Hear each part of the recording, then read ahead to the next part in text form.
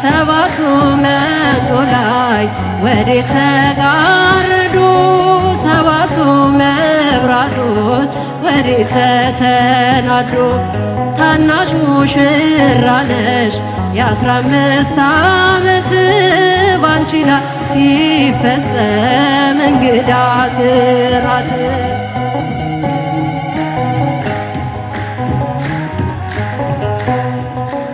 አንዴ የታጠቀ አንዴም የፈታ ገብርኤል ሲያበስርሽ በፍጹም ሰላምታ ይኩነኒ ብለሽ ስትቀበይው መለኮት እንዴት ነው የተዋሃደው?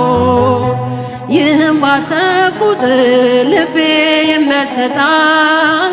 ከዚህ በላይ ፍቅርስ እንዴት ይገለጣል? ሰባቱ መንጦላዕት ወዴት ተጋረዱ? ሰባቱ መብራቶች ወዴት ተሰናዱ? ታናሽ ሙሽራ ነሽ የ15 ዓመት ባንቺ ላይ ሲፈጸም እንግዳ ስራት።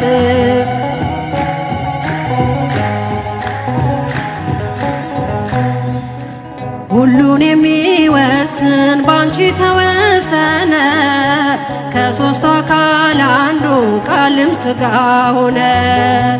ስፋትና ጥበት ሰማይና ምድር ባንቺ ተገናኙ ገባሪና ግብር።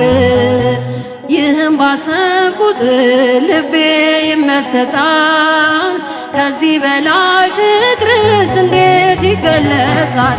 ሰባቱ መንጦላዕት ወዴት ተጋረዱ? ሰባቱ መብራቶች ወዴት ተሰናዱ? ታናሽ ሙሽራ ነሽ የ15 ዓመት ባንቺ ላይ ሲፈጸም እንግዳ ስራት።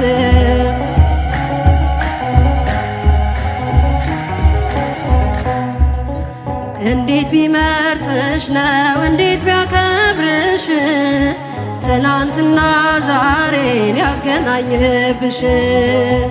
ምልዓትና ወሰን ግዝፈትና ርቀት ባንቺ ተዋህዶ ፈጣሪና ፍጥረት። ይህም ባሰብኩት ልቤ ይመሰጣል። ከዚህ በላይ ፍቅርስ እንዴት ይገለጣል? ሰባቱ መንጦላዕት ወዴት ተጋረዱ? ሰባቱ መብራቶች ወዴት ተሰናዱ? ታናሽ ሙሽራ ነሽ የ15 ዓመት ባንቺ ላይ ሲፈጸም እንግዳ ስራት።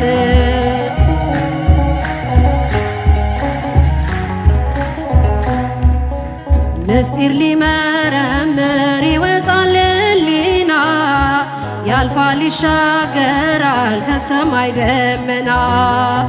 ነገር ግን አይችልም ምንም ቢገሰግስ ከመሰወሪያው ቀኝ ከልጅሽም ሊደርስ። ስለዚህ አቅቶት ደክሞት ይመለሳል መልካ ውዳሴሽን በአግራሞት ያደርሳል። ሰባቱ መንጦላዕት ወዴት ተጋረዱ? ሰባቱ መብራቶች ወዴት ተሰናዱ? ታናሽ ሙሽራ ነሽ የ15 ዓመት ባንቺ ላይ ሲፈጸም እንግዳ ስራት።